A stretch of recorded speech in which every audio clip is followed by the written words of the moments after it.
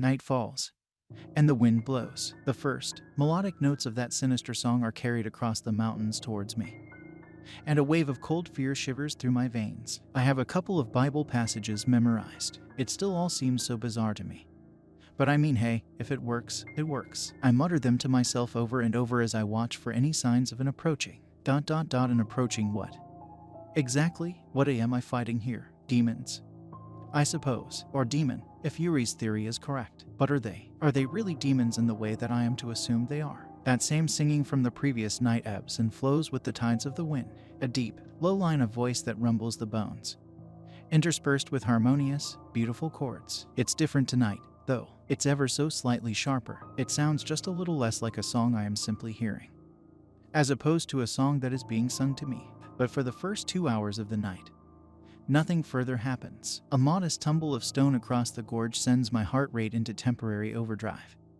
But nothing approaches, not yet. The tension builds, almost unbearably. It isn't until well into the third hour that I hear Alina's voice carry across the wind. Sighted, she shouts. And across the outpost a blast of dazzling light tears suddenly into the sky. Here we go.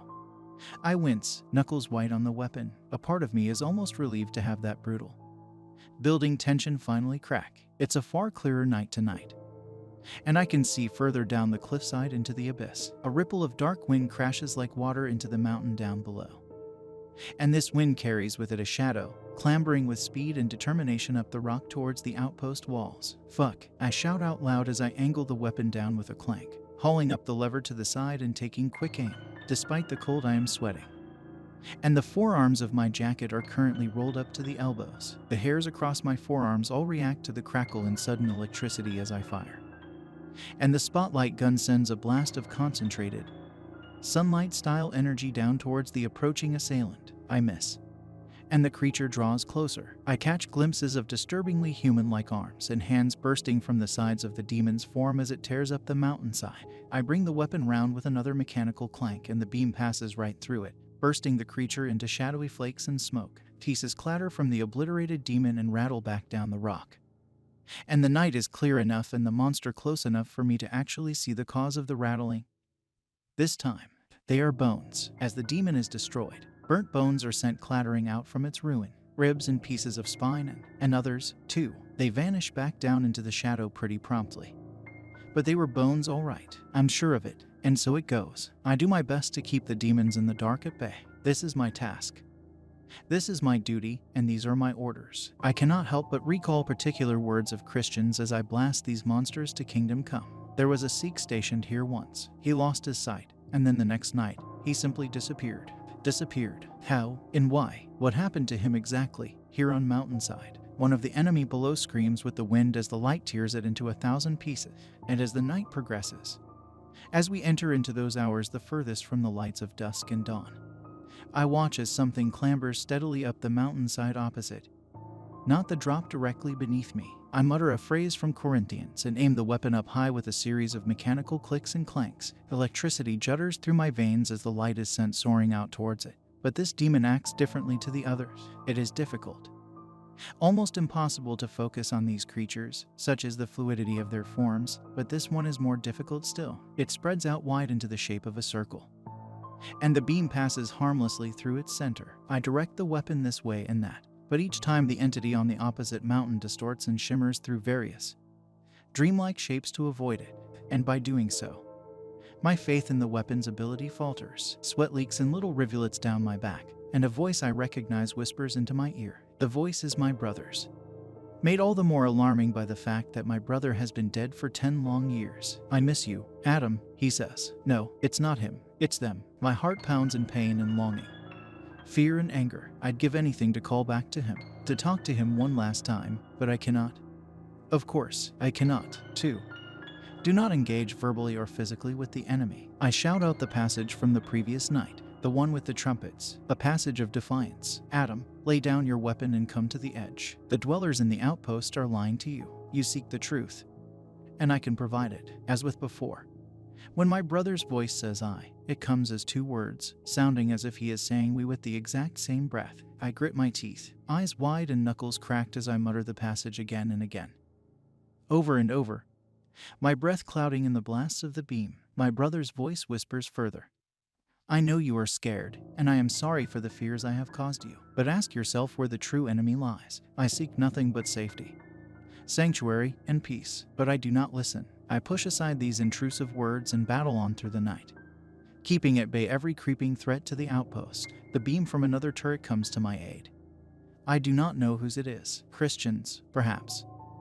But it strikes through the shadowy, shape-shifting entity directly across the great gorge, and together with the ray of my own light, the demon is obliterated into the night with a shower of smoke and dark, clattering bones. So the demons can see inside our heads. Then they can access our memories. The prospect is a terrifying one. I am now decidedly unnerved and panicked, hearing my brother's voice again, coming from something other than a recording on an electronic device. It has set me on a new and precarious edge. I thought I had a basic grasp of these creatures, but I am realizing all over again that I don't have a clue what they're capable of. Anything could happen now. Lights flash in the darkness. I hear a voice carried across the roof of the outpost by a sudden gust of wind. Female.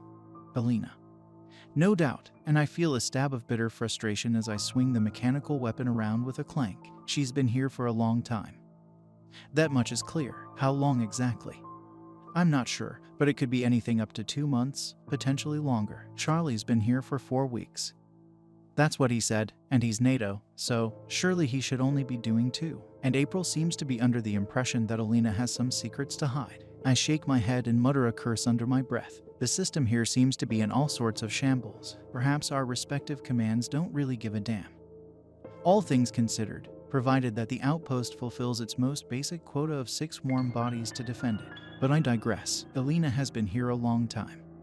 Yuri likely as well. Why didn't they warn me about all this? They've barely helped at all. What have they done for me, exactly? A soldier putting his life on the line in the face of such unearthly terror. I've been given a brief lecture on fucking ley lines from Alina and scarcely a handful of words from Yuri. Maybe they're just blinded by all the anti-American propaganda they're spoon-fed day after day. But surely up here on this mountain they'd try to put that to one side, right? Surely, in the face of such greater evil. My forearms ache as I tense them up and swing the weapon down with another metallic creak and clank. Electricity sparking as I fire a beam into the darkness below. Destroy all those who curse my soul. I recite with jaw clenched, in service. I am yours, blessed be the Lord, my rock, who trains my hands for war. Mechanical booms of thunder are sent rippling through the valley and the mountains, as the lightning-like flashes alight their rocky edges in the darkness. The Lord, of course, was not quite the one who trained my hands for war. However, I have the Army of the United States of America to thank for that. A not-so-benevolent Lord, if ever there was one. Less Jehovah, more Mars. But I try not to think about this. Such thoughts, I have found, weaken the effect of the weapon. I try to follow the advice given to me by Christian. Think good thoughts. It helps. The same advice given to me by the Russian officer who dropped me off on my first night. That first night was 2 days ago. Adam, you've scarcely been here for 2 days. Feels like a fucking lifetime. But the night goes on, and the battle rages, and as before, as always, thankfully, the darkness recedes, the first glorious shimmer of sunlight rises above the jagged horizon, and the edges of the mountains are washed in faded gold. I collapse away from the weapon, my back up against the little metal railing behind me. I look down at my hands. They are covered in grime, shaking, and several of the fingers are locked into their positions. To move them causes me pain, and I wince as I try to work the blood flow back into them. And after a concerted burst of effort, I clamber to my feet and head across the roof of this section of the outpost, making my way down the metal ladder and returning into the building. In a dreary daze, I pass by both Charlie and Christian on my way to my dorm. I nod at them both. Charlie nods back. Christian even gives me a smile and a clap on the shoulder. I do as before. I shed my uniform and my coat and I collapse into my bed. I do not even bother to draw the curtains, though it doesn't particularly matter. The daylight streaming weakly through the window is not sufficient to wake me from my slumber,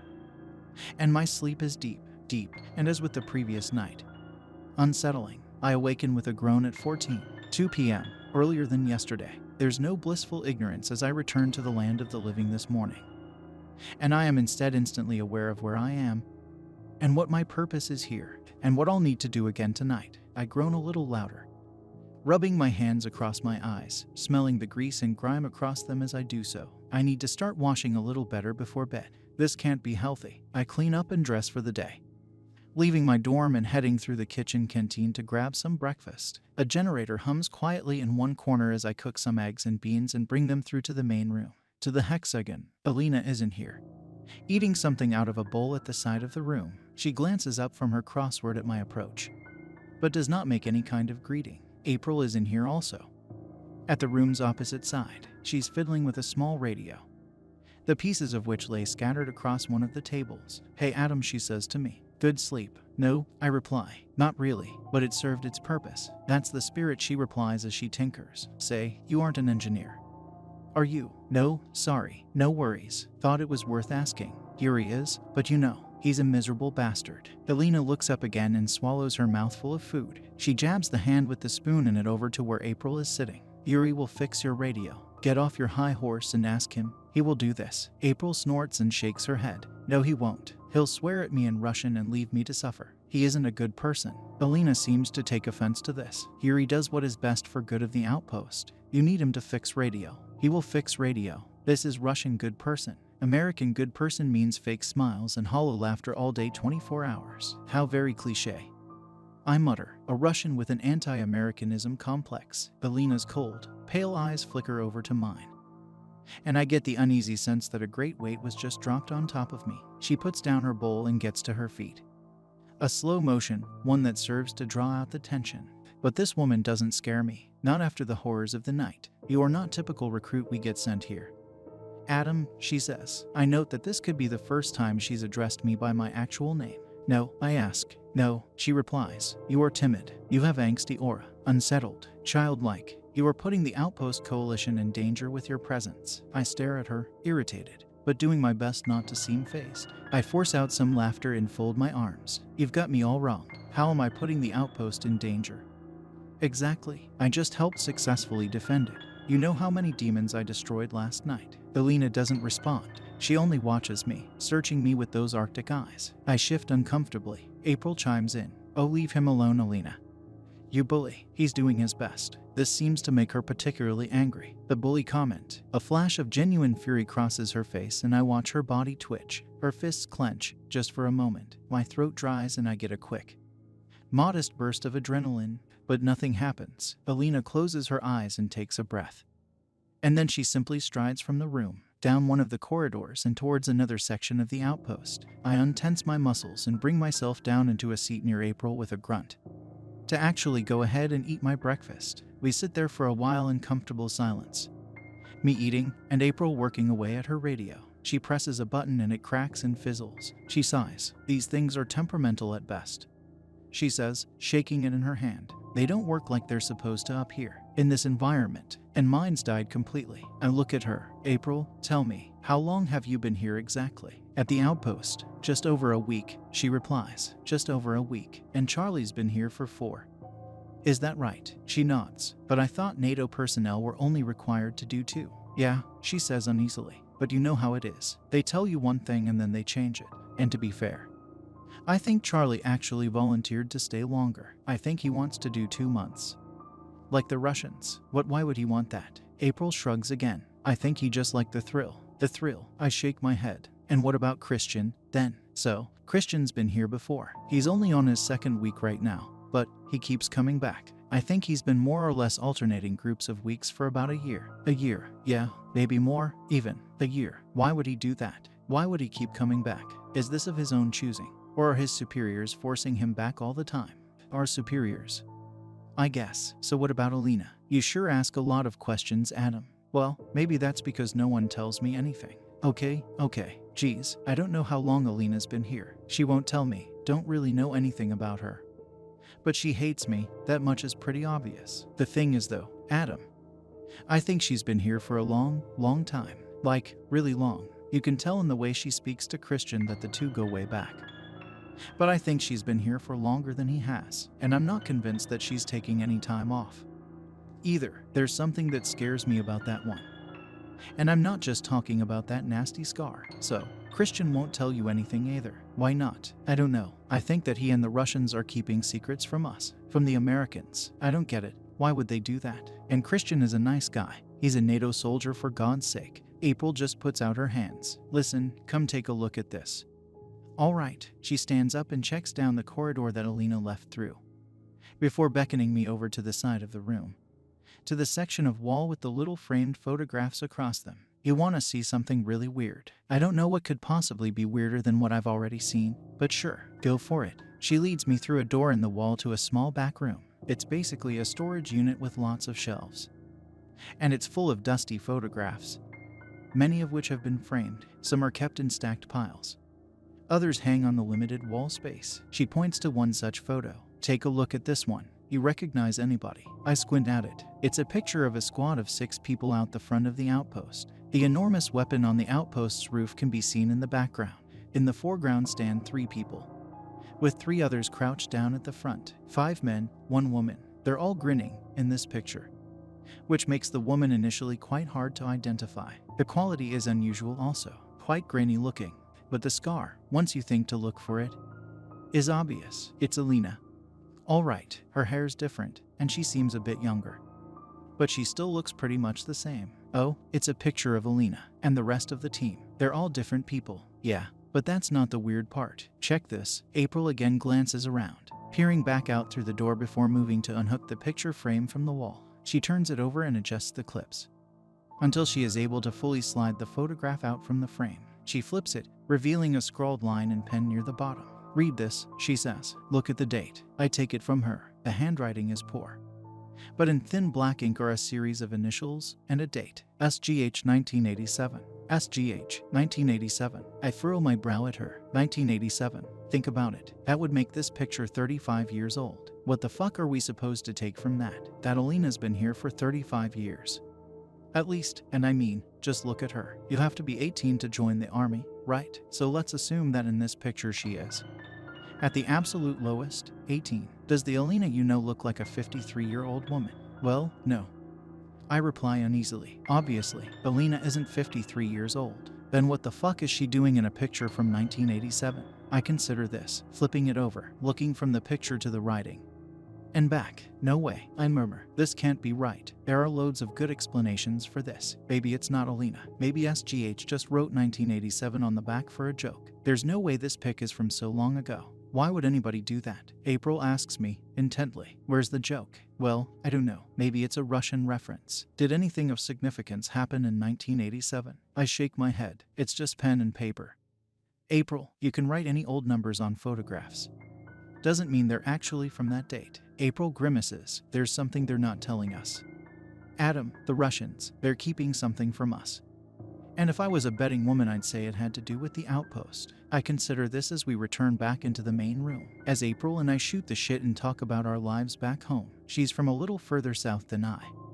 She comes from a little town just outside St. Louis. I don't think she particularly likes it there very much, based on the way she talks about it. Maybe that's why she joined the army. Eventually, she heads off to relieve Yuri from his tower duty, and I decide to wander the complex. I head from room to room, spending most of this period in an old equipment storage facility. It's full of musty, dusty old climbing gear, harnesses, carabiners and ropes, all that stuff. I recognize one such set as standard US Army issue. And it's as I'm investigating these items that Charlie's head appears suddenly from around the doorway. I jump in alarm. Afternoon, mate, he says with a grin. Then a bottle of vodka appears in his hand. He shakes the bottle and the liquid sloshes about in a glass. Fancy a quick drink? I hesitate. I don't know, man.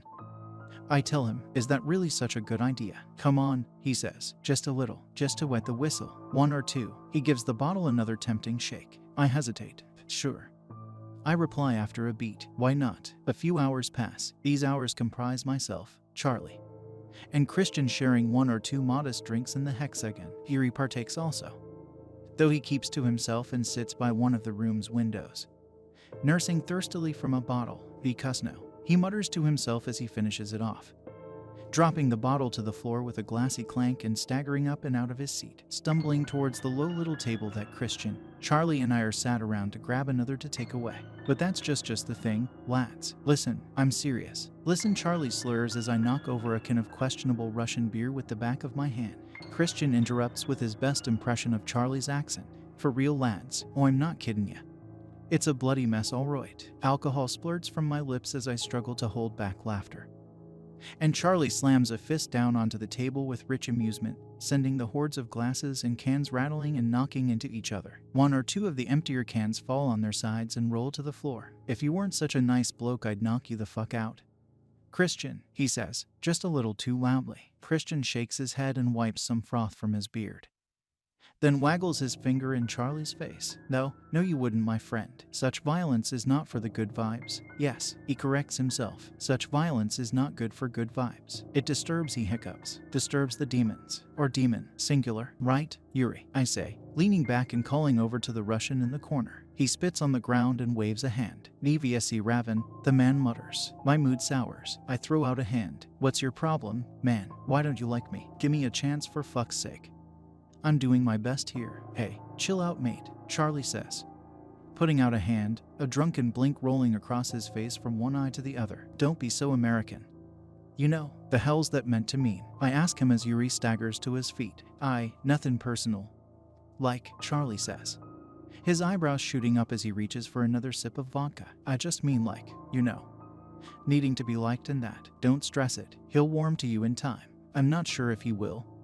I sigh, but whatever, just trying to create a sense of coalition, looking out for my fellow man, unity, etc. Yuri snorts on his way out of the room. "Pizdato." He grunts dryly before vanishing out of sight. I reach for another bottle and take a swig. Charlie chuckles. "Russians think they're hot shit because they've been here so long. Well, we'll see. I'm gonna break Yuri's record. I promise you now, lads." "What about Alina's?" I ask him. The man shakes his head vigorously. "No chance, pal. She's been here for fucking years." "So it's true." "Years?" Charlie shrugs and leans back in his chair, burping. "I dunno, mate. I could be exaggerating. Christian knows her better than I do." I turn to him. "Christian, what do you think? What's Alina's story?" Christian scratches his beard. She has been here a long time." "Yes, since 1987. I whisper, anxiously. .1987. "What?" I stare at him. He stares back, then laughs, taking another big swig of beer. "You're joking, right? I doubt she's been here since 1987. "Not possible, really, actually." "So how long has she been here then?" Christian sighs. "She prefers me to not tell you. She's a private person, mysterious. She has lots of history. I think she finds peace up here, away from the world." "Peace, up here, on Demon Mountain." "Demon Mountain," Charlie snorts. "I like that one. Sounds like a ride at bloody Disney World. And think about it, demons. We're fighting demons up here," I shout, throwing out my arms and knocking a bottle to the floor with a clatter. "Why haven't we all acknowledged how batshit crazy that is?" "We have, mate. We've just been through what you're throughing, fuck." "Going through already," Charlie says, pointing his bottle at me and clapping me on the shoulder. "You're doing good, mate. Just keep the demons out. Don't let them into the outpost. Don't use weaponry outside the boundary, etc." A demon spoke to me in my brother's voice last night. I mutter quietly, and the guys share a quick glance. "What did he say?" Christian asks. "He told me that it only wanted peace, that I should ask myself who the true enemy are." "You didn't respond, did you, mate?" Charlie asks in a sudden panic. "Of course he didn't," Christian interjects. "You think we'd be sitting here so casually right now if he did? So what happens if we do respond?" I ask nervously in a low voice. "If they do get into the outpost." I lean forwards. The other two do likewise. They look at each other as the wind blows beyond the walls of the complex. "It's snowing this evening. Might be a cold one tonight. A demon got into the complex once before with you, didn't it, Chris?" Charlie asks the Norwegian.